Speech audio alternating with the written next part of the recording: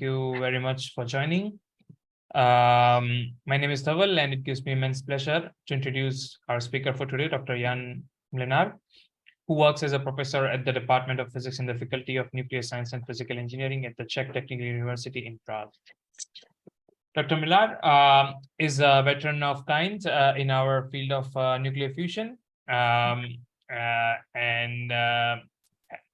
being born at 56 years ago in Prague, his keen interest in physics started at very early age, as soon as the end of elementary school. And he got driven towards fusion research in the 80s. He passed his master level studies in nuclear physics at the Faculty of Mathematics and Physics at the Charles University in Prague. That was in year 1991. He then finished his Ph.D. in plasma physics at the same faculty in the year of 1995. Afterwards, he joined Tokamak TCV in Lausanne, and he worked there for 5 years as a postdoc.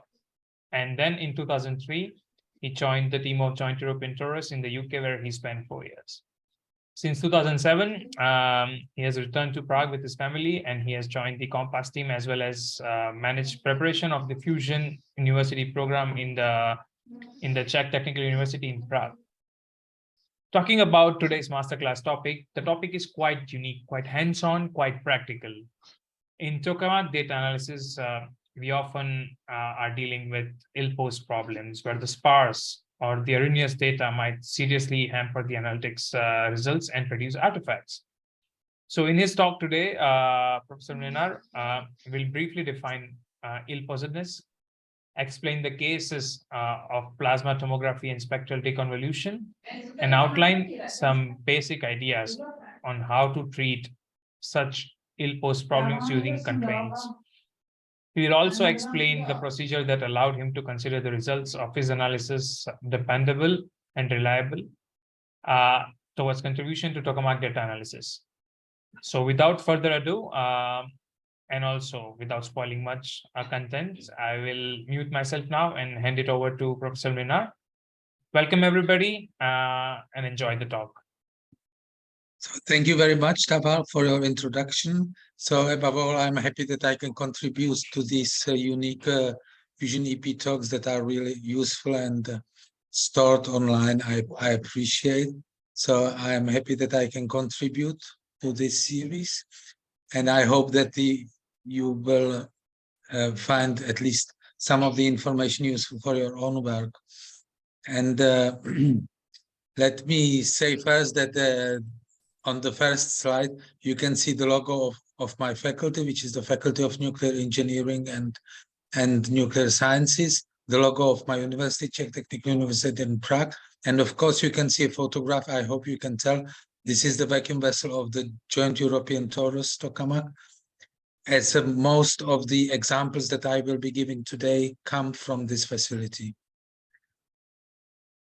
And first, I should like to outline the contents of my talk. And I consider quite important to define what does it mean, an ill-posed problem, a well-posed problem, and also this often used, what is the underdetermined task.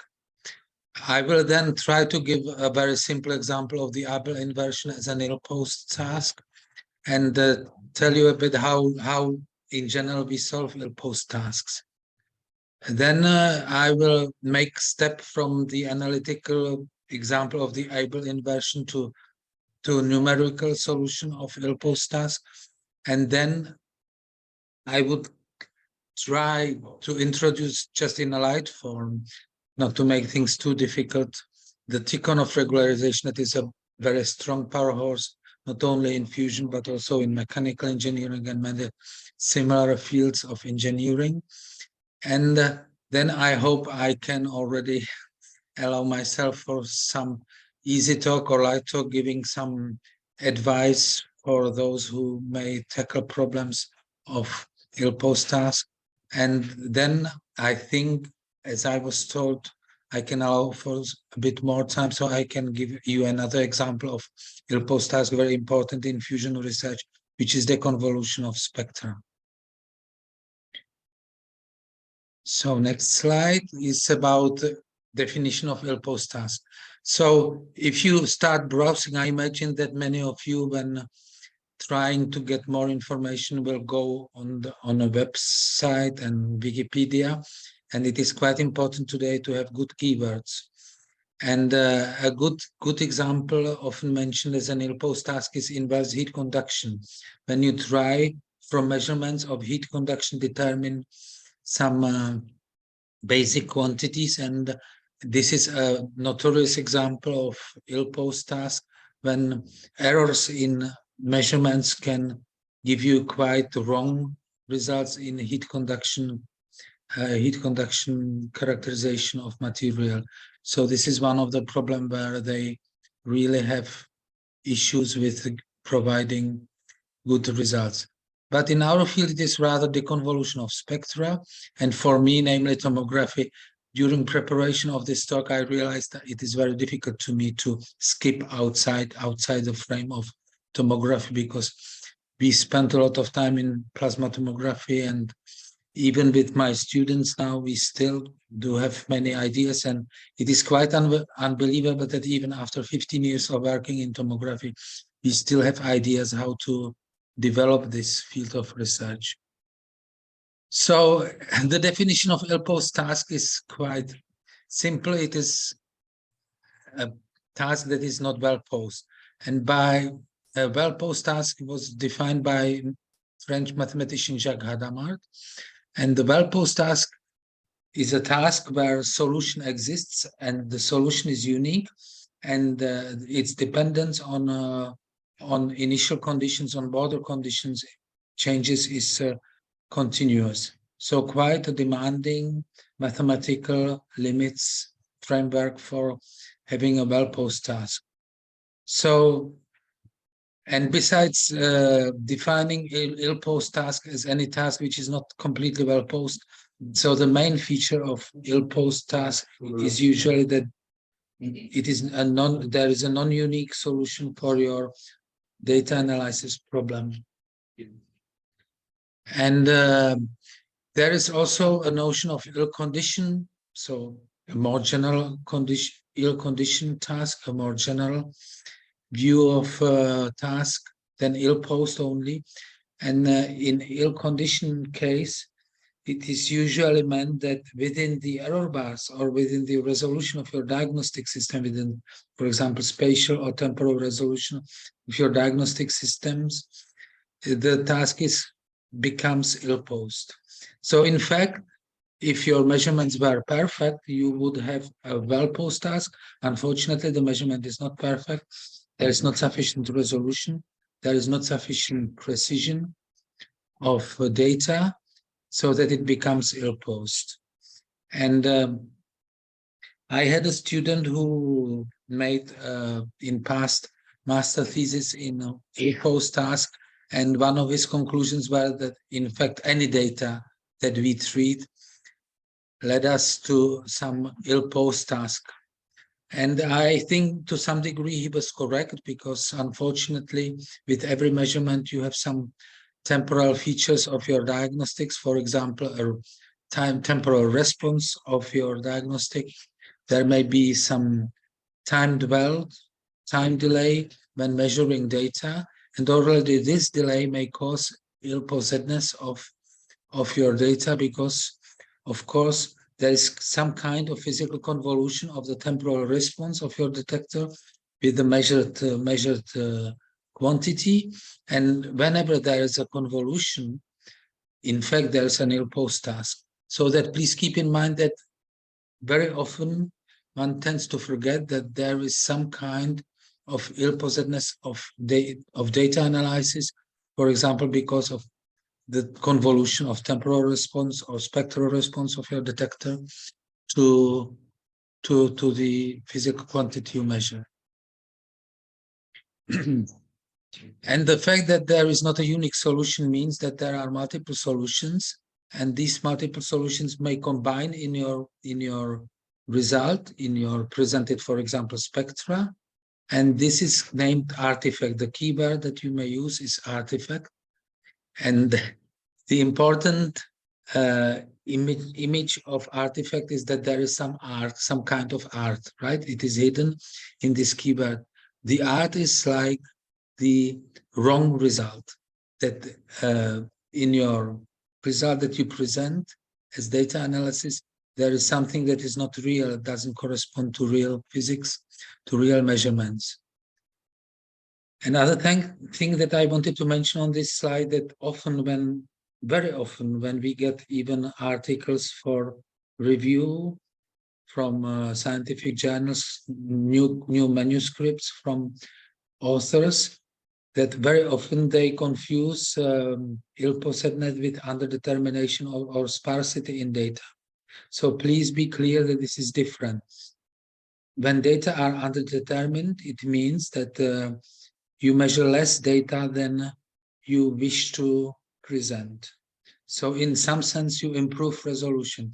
This is very often the case in tokamaks because we have only insufficient number of views.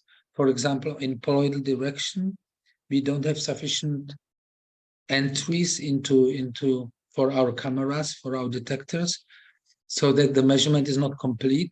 And this leads to underdetermination of the task. We usually wish to describe the whole plasma, the whole poloidal angle, and then we try to improve, in fact, the spatial resolution of the measurement. And this is sparsity of data. This is underdetermination of the task. We have less data that we would need to describe the result correctly. So please don't confuse the sparsity or underdetermination of the measurement with ill-possedness. Ill-possedness means that the tasks is very sensitive to errors, to noise, and can create artifacts even if the measurements were complete. So now the basic example, and the basic example is the Abel inversion to me. Abel inversion, I hope you have heard already, is a case when you in fact try to do one-dimensional tomography. So you try from tomography in general is named for determination of plasma cross-section from the projections data, or tomography also from medical applications, I suppose. That means you try to get cross-section, for example, of your body from projections, and the projections may be X-ray absorption in your body, for example. But the full angular, and the scheme here shows that you should get all angles and all distances from the origin, all distances from the origin. So normally the two-dimensional tomography is a function from 2D to 2D. 2D is projections, the P vector, and the result is then the measured, the retrieved amplitude of the cross sections, again as a 2D function in normal coordinates. So we can do also Abel inversion. Abel inversion is very popular. Namely in past, it was quite popular. Is in fact retrieving profile of plasma, just one-dimensional profile of plasma from measuring line integrated data at different distances from the origin. And in parts, there was a very popular method similar to this onion shell replacing, starting at the edge, measuring the quantity at the edge of plasma and determining from the edge measurement the level of amplitude of the cross-section of the profile, and then going step by step inside plasma and always adding the previous level of the edge measurements. And I would strongly discourage this idea of onion shells, because for many reasons, now two-dimensional tomography today performs better. If you find a code with two-dimensional tomography, it performs much better. And also, please note that for Abel inversion, we do not really know with sufficient precision the position of the origin. For us, the origin is usually the magnetic axis of plasma, and please believe me or check with an expert that in tokamaks very often there is a high error in determining the position of magnetic axis. Can be several centimeters or on small machines millimeters, which is still quite an important error. And you lose without reason precision of your reconstruction if you don't rely on two-dimensional tomography. I wanted to mention a radon transform here because radon transform can be easily written in analytical form. And in analytical form, in fact, it is a convolution of the unknown of the profile. This is profile and the Dirac delta function. So that convolution, in fact, is another example of ill-post problem, as you can easily find on Wikipedia. So this is kind of convolution, and there is analytical solution to radon transform. And the analytical solution, unfortunately, is value principle of an integral that contains derivative. And the value principle integral is a well-known example of analytical ill-post equation. And ill-post again means that with a small error in, for example, in the gradient, with a small error, you can easily produce artifacts. That means very wrong results. So that the profile eventually, the profile that you find analytically, and people tend to think that when there is analytical solution, it must be precise. Unfortunately, it is not the case. Unfortunately, even in computing this integral, you can create artifacts because there is derivative inside the integral. And I'm also happy to mention this radon transform because Radon was born, Mr. Radon was born in my country, in north of Czech Republic, even though it was a German minority then, but it is still an interesting historical fact for us. So now, how do we solve ill-post tasks today? I think again an important keyword for your independent studies is regularization. So the word that we use for describing the methods of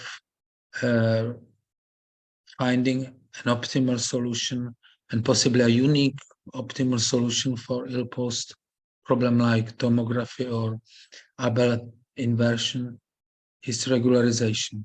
So this word regularization typically means we try to set a penalty, or often they say sanction, on complexity of the solution. We try to find a solution that is relatively simplified, because we believe that is like we from experience of working with physics, we tend to believe that artifacts, completely erroneous solutions will be avoided if we set some penalty on a wrong solution.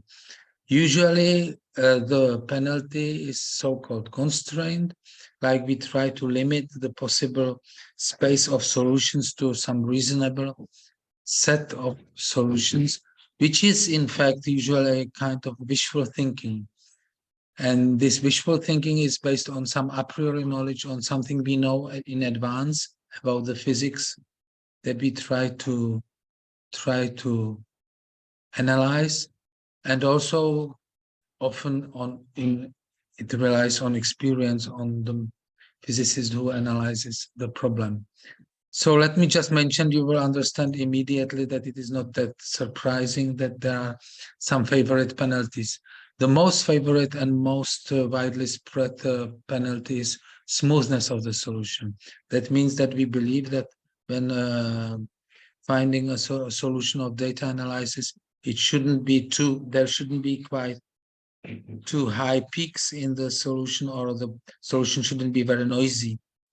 Sometimes it need not be correct, this approximation. Sometimes we may analyze problems that in fact should be quite noisy in space and but this is probably one of the rare possibilities that where we have to rely on secondary thinking. But a more understandable is non-negativity, for example, of radiation when we wish to analyze spatial distribution of radiation from plasma.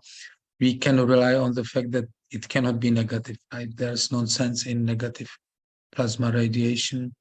Also, we can rely on penalty that outside some border, usually outside the vacuum vessel, there is no data. There should be no radiation outside plasma, indeed. And when it comes to temporal evolution of data, the people often apply some frequency filters. People often rely on the fact that some frequency cannot really be observed in electromagnetic radiation. So that frequency filters are also quite popular in as a constraint of ill-posed problems.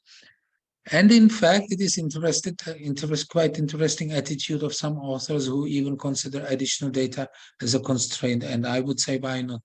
Indeed, if you have additional data, additional information from some other diagnostics, and we have also a Polish student who proposed, and it was a good idea, to propose to take, for example, the total neutron flux as another constraint when we analyze the profile of neutrons in jet or in ether from detected with spatial resolution, fan-like structure of the camera, and additional information can be the information from integral neutron measurements, so that you have additional data, which is in fact additional constraint that can be somehow integrated into your analysis.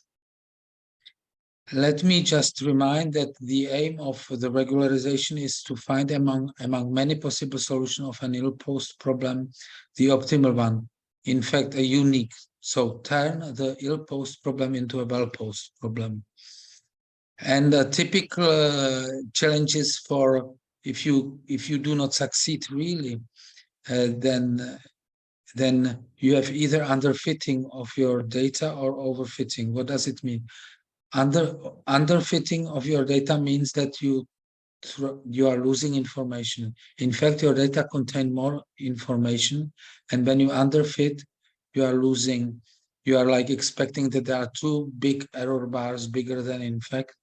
And overfitting is the opposite, that you try to use your data too much, you depend on your data too much. In fact, data have some error bars, and when you overfit, then you create artifacts, you create additional information that is not really contained in the data. It is in fact quite useful when data are rich, because it helps you avoiding overfitting. There are some methods like, for example, the L-curve method to determine the optimized parameters for your analysis from the richness of the data themselves. So it helps if data are rich, as a matter of course. Now let me continue with the example that I started with, which was the analytical attitude to Abel inversion. Quite naturally nowadays, everybody who is analyzing data from machines, also taking into account that the data from machines are stored in digital form, aims at transforming the analytical problem to an algebraic problem. And then often people try to find some useful numeric library or numerical recipe. I would really recommend to be careful in using open numeric libraries to understand them well. I do believe that they are good quality libraries. However, one should understand what the library is actually doing with the data. Otherwise, you may amplify of the problem of ill-possedness and of artifacts. So what happens most often that there is some serious expansion of the integral problem, like the integral of Abel inversion, and then you in fact transform the integral equation into a sum of of unknowns and some basis functions. So these are the unknowns, for example, the cross-section of plasma, and this is basic function. Basic function can be global, that means spatially distributed, or local, that means just a small pixel. I prefer in my work the pixel technique, having small pixels like on a mobile phone or on a television screen. And still, I will give you an interesting example of the global function to understand, and also it is historically interesting. And then on the right side of the slide, I am showing you what the data looks like. So this is the unknown levels in your pixels or your global function, and the matrix T corresponds to the contribution matrix. So in fact, it says how each basis function, how each level of unknown amplitude contributes to your data. So F, with the letter F, I always denote data. Data in different detectors. So with the index I, we describe different detectors that provide you with data, with data evolution, usually temporal evolution data. And here in this equation, it is very obvious that we have unknown on the wrong side. So we have unknown here.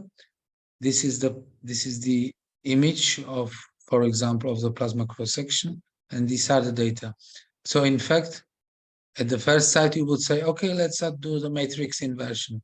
Unfortunately, matrix inversion, I guess, again, is a notorious example of ill-posed task in algebraic form. It is similar to value principal integral in a sense.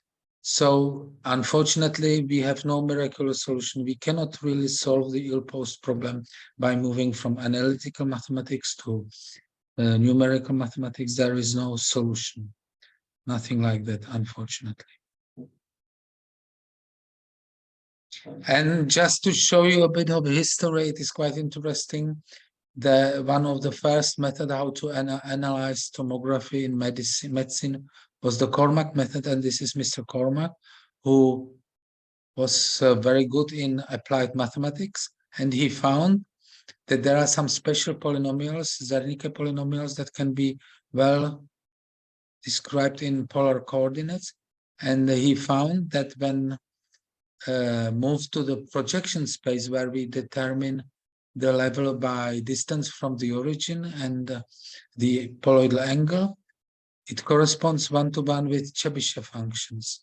So this is shown in the image on the right. And so this is one of the first methods to analyze cross-section using measured projections. And for that, he even got a Nobel Prize. So you can see that he was really successful with his analytical mathematics approach. Today, we don't really use these methods for many reasons. It is very difficult to implement any a priori information, any constraint in such one-to-one correspondence between special functions. It is also difficult to implement the fact that today we don't have circular plasmas or elliptical plasmas. And again, it is very demanding, like the Ebel inversion, on very precise positioning of the plasma center. So we do not really, I wouldn't know of any influential papers using still like these non-pixel functions. Instead, I would like to go into more detail when it comes to pixel functions.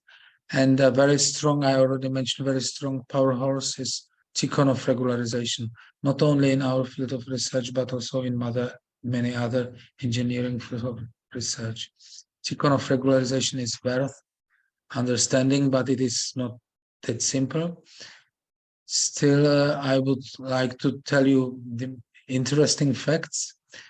We start again with this contribution approach. This is the unknowns, like the cross-section in different small pixels, in different amplitude of, for example, radiation different small pixels. The contribution matrix T, I will show you how we can easily understand the elements of contribution functions. And the thing that appeals to me in Tikhonov regularization is that in fact it finds a regularized inversion matrix. There is something that we can really call inversion matrix that links directly the measured levels to the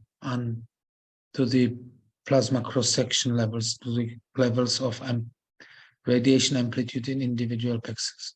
This is a very strong feature that indeed there is something like regularized matrix, inverted matrix, even though I said that matrix inversion is a notorious ill-posed problems. How does he do it? So unfortunately, can you still see the presentation? Yes, I can. You're Because on the slide. It seems you're on the slide with Andrei Tikhanov, right? Yes. Yeah. So I see. You're talking about the chi-square conditions. Yeah, because there is some animation, and I'm not sure if it works. Yeah. So the animation is not loading now. Never mind. So the important feature is that there is some kind of inversion matrix, and then there is also some very typical and popular test for optimization of finding optimized levels for the parameters of inversion, and that is the Pearson test that gives you goodness of fit, that finds optimized solution, the unique solution that is optimized, that is the best balance between over-smoothing and over-fitting.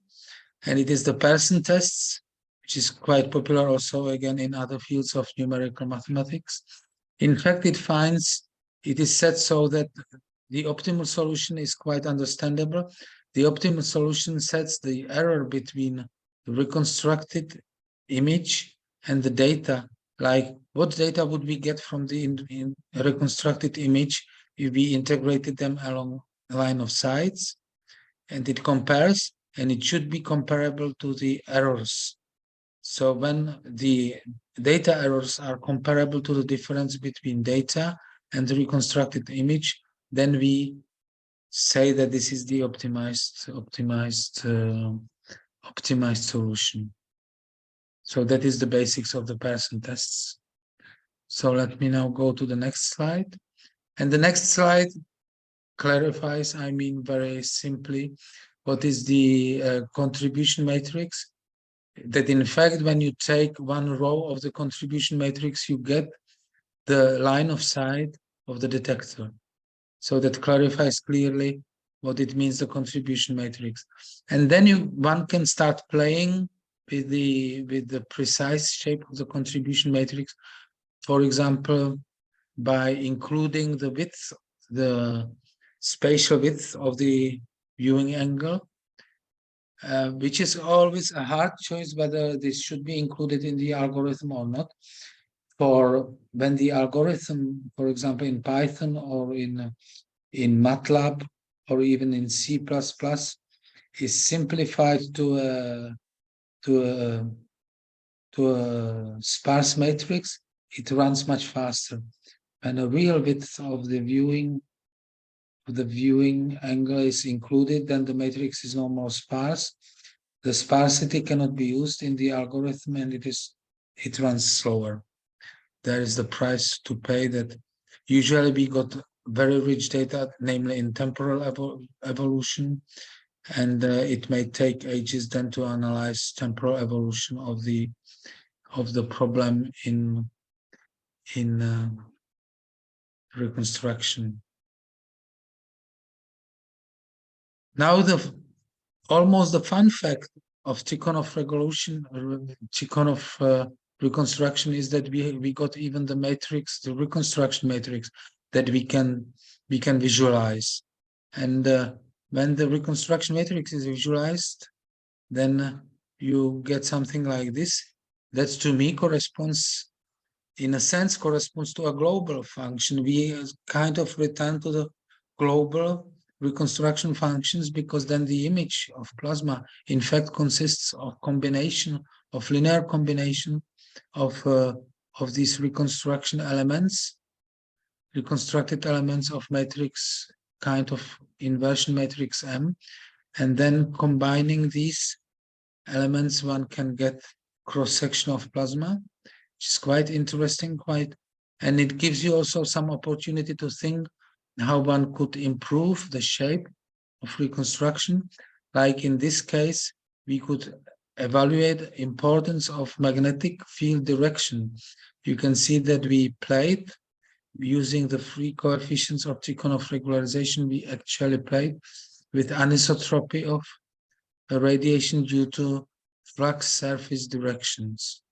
So we have spent quite some time in optimizing the reconstruction depending on flux surface shape, and that is very useful. And I think it gives very logical, because it is known that on plasma flux surfaces, the pressure and the radiation level should be somehow smoothed out.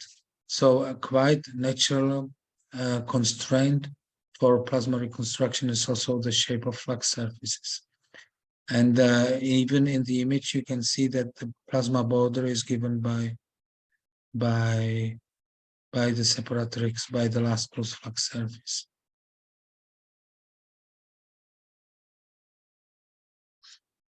So I can see that my time is running fast.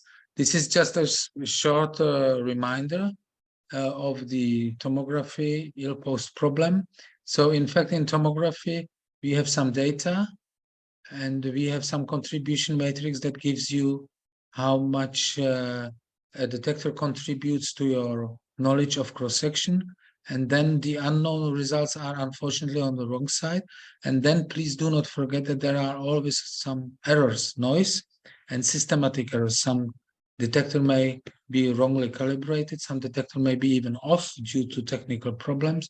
So please do not forget about errors, or even error in geometric sense, that it is looking in a slightly different direction compared to what the engineers told you. So errors are very important in your analysis. And this on the left side already gives you an idea of what can be reconstructed. And maybe now you wonder why the peak of neutrons is not in the center of plasma. Why is it on the low field side of plasma? And in fact, the solution is very simple. If you start thinking of it, it is because of the neutral beam heating. So there's neutral beam heating coming from the low field side, and that causes, of course, a sharp increase in number of neutrons irradiated from the plasma edge. And in the next slide, I'm showing that was also part of my publicity for this FusionEP talk. That was measurement with my colleague George Bonner we did for tritium transport coefficient. And here I would like to take the opportunity and give you some experience, because when we did this work, you can see that we could, using tomography, we could analyze the temporal evolution of intensity of neutron radiation with time. And we could see some gradients, some changes depending on density of tritium and deuterium. We could analyze deuterium separately from tritium due to the fact that the neutron camera analyzes the two levels of neutron energy separately. And that was quite an interesting result. Unfortunately, there was one quite influential scientist, one of the decision makers for clearance of JET articles, who was not happy with our results because he got different numbers from his own analysis. It happens, it always happens. So now let me say how we faced his objection that we are working with an ill-post problem. So my recommendation, if you have an issue when analyzing ill-post problem, Please do not regret time and train your algorithm on simulated data. That means on phantom functions. You simulate some data, you may have any shape of the cross-section of your resources, radiation resources, and analyze it artificially, compare your phantom function to result. When you spend time on this, it may, of course, take many weeks with your algorithm, but there are many side advantages. You will find many small bugs in your program that perhaps slow down the algorithm. You may improve performance of the algorithm. And besides, you're getting new ideas how to improve or what can be tried. The next step. And even more importantly, please do not regret time and test your algorithm as a function of simulated errors. I would say, and this was confirmed by many other people who even tried different methods. There are many different methods in plasma tomography. But I would say that playing with noise is not that important, quite logically. Playing with noise, if the noise is wide in different detectors, then it cancels with noise in other detectors. Usually white noise can tend to cancel in time and in space. So please rather invest your time to studying and understanding systematic errors. What happens if one of the detector is off? What happens if one of the detectors is looking in wrong direction, etc.? Please take into account that in ill-posed problem, any small error in data can lead to artifacts, and you should understand your algorithm, how it reacts to errors, to small errors that create artifacts. Then you will even understand artifacts in your analysis of real data. Of course, the issue of real data is that in real data, you are never sure if it corresponds to, for example, to a smooth solution. You are never really 100% sure if your constraints are correct. And if you are really confronted with an expert who does not like ill-posed problem in general, there are experts, there are data analysts and theoreticians who are not happy with analyzing ill-posed problems like tomography, then eventually are persuaded the expert that my analysis is not completely wrong by the fact that I looked into raw data. There was some discussion whether there is a gradient from the edge to the center, and I looked into raw data and I persuaded him that the gradient indeed is in raw data, and then he was happy, more or less. And some people would say you better use another methods of data analysis than ill-posed problems. And then my argument was that at least I have some indicative knowledge from plasma tomography, for example, about profile gradients. And it is better to have some indicative. Any knowledge is better than no knowledge, in my opinion. And I think eventually our analysis were quite successful. And let me use perhaps 5 more minutes to give you another example of ill-posed problem where there is a very strong analogy. And the other example is the spectral deconvolution. When you need to deconvolve spectra from your device that is measuring perhaps something else than you wish to measure. A well-known example where you wish to measure something else than the machine that the diagnostic gives you is scintillation detectors, scintillation spectrometers of neutron radiation. When you apply scintillation spectrometers like diamond detectors or liquid scintillation detectors to measurements of neutrons, there is an example. This blue line gives you the fusion neutrons with sharp edge of energy, but then the detector produces, with some response matrix, produces due to proton recoil in the scintillation matter, produces light flashes with much broader spectra. The energy of the photons can go to much higher energies due to recoil. So in fact, what is measured is pulse height spectra. Pulse height spectra is measured, and then there is some response matrix that corresponds to calibration of detectors. And the calibration of the detector must be very precise if you wish to apply this method, if you wish to reconstruct those unknown spectra of neutrons. And it is also quite expensive, usually, the calibration. The calibration is usually done on some special linear accelerators that produce well-defined energies of neutrons. And then you can calibrate the response matrix of your scintillation detectors. And again, there are some errors. And this time the errors correspond to Poisson distribution, as you will see on the next slide. So also be careful with the question whether the noise is wide. The noise need not be wide. It can have different statistical distribution. And here is an example of our analysis using, again, Tikhonov method of neutron spectra using. So here you can see what we did measure, the data of number of neutrons in different energy bins. And with high energy, you can already clearly see that high energy of neutrons are quite rare, naturally. And there are only separate levels, like in some energy bins, we can measure only 1 neutron, 2 neutrons, 3 neutrons. And the analysis must take this into account. The algorithm must take the Poisson distribution of probabilities of measuring neutrons into account. Otherwise, it wouldn't work.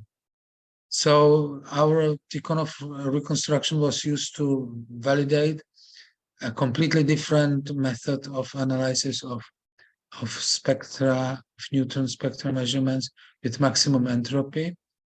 And the good result was that we could confirm that this hump in the neutron spectra, in neutron energies, was not an artifact. They were simply not sure with their method if it was an artifact or not, and asked us to try and apply a method, and we confirmed that it is not an artifact. So that this again is probably due to the energy of the heating beam. The heating beam has got stronger parallel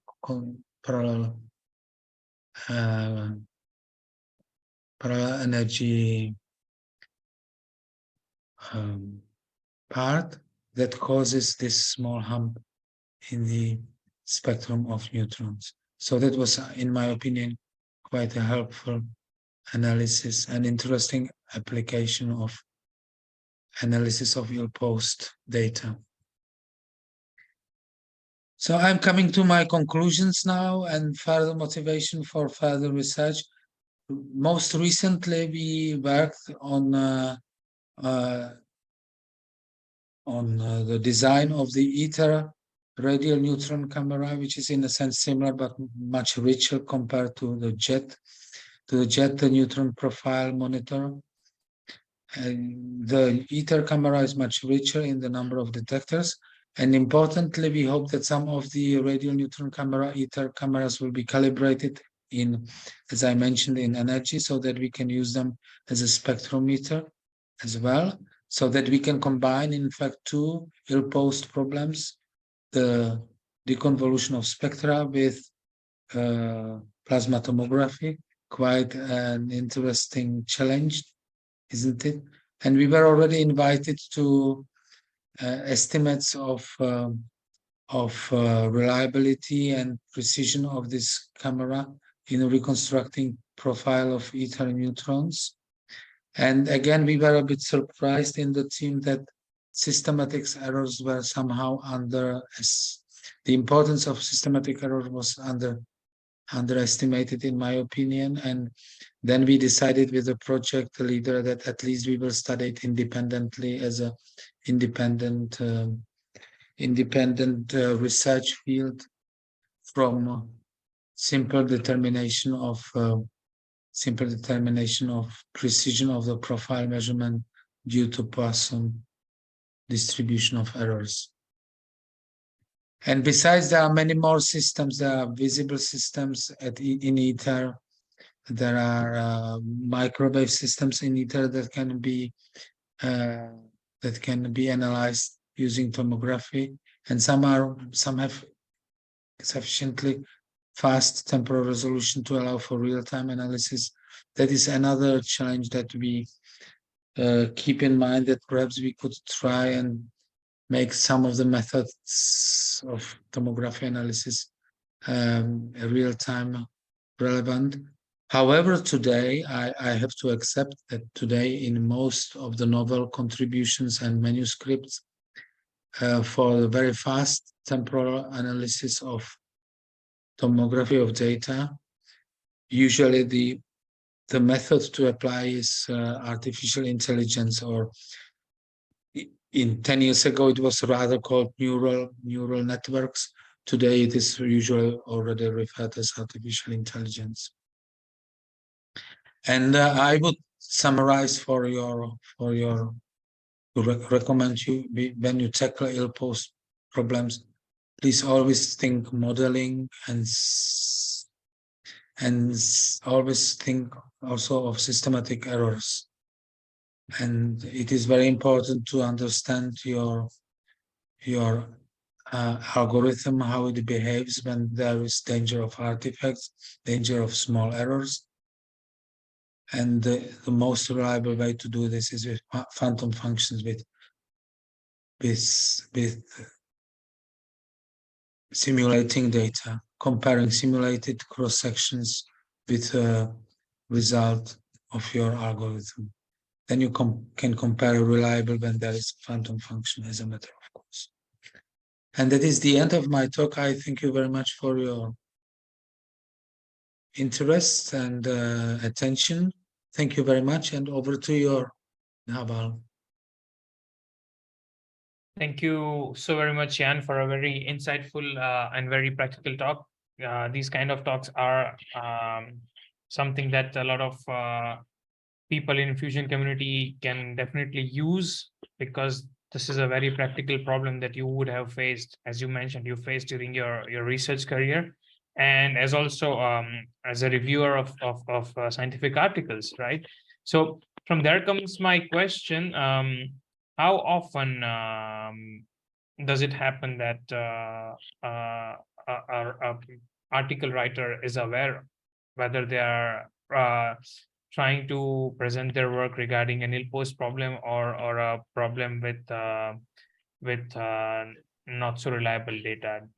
Are they always aware of that, or do you have to point out to them that, oh, you are dealing with such kind of a problem, maybe you should look into that as a reviewer?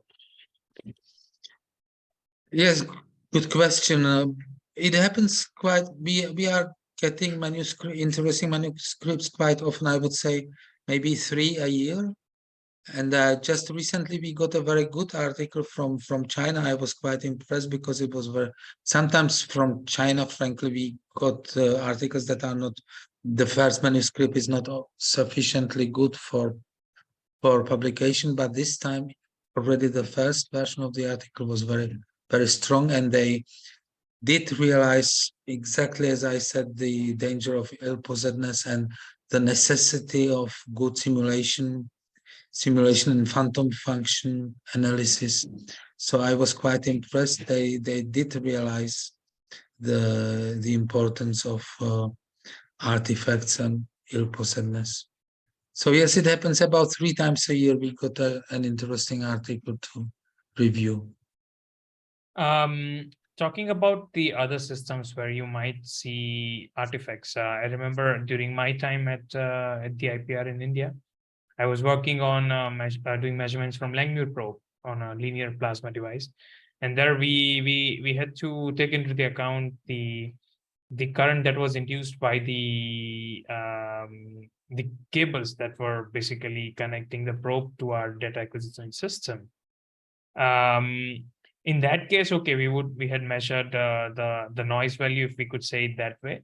and we would just do simple subtraction. But if we were to have a look at large systems like ITER or any reactor scale device, do you think there in such application also there might be need for some phantom function analysis?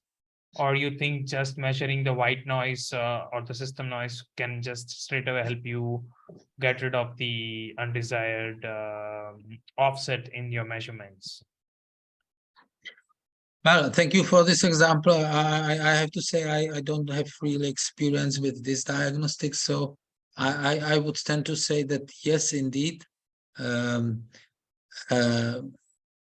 some analysis could help, for example, with temporal problems, as you mentioned. But I'm not a specialist, but I would say that even in ITER, if you can improve data by any means, it is always helpful. It gives you better insight. I would always recommend to think of it at least. All right. All right. Thank you so very much, Professor Mlynář, for your wonderful talk. Thank you so very much, everyone, for tuning in, and have a nice day. See you next time. Yes, you are most welcome. Have a nice day too. Bye-bye. Bye.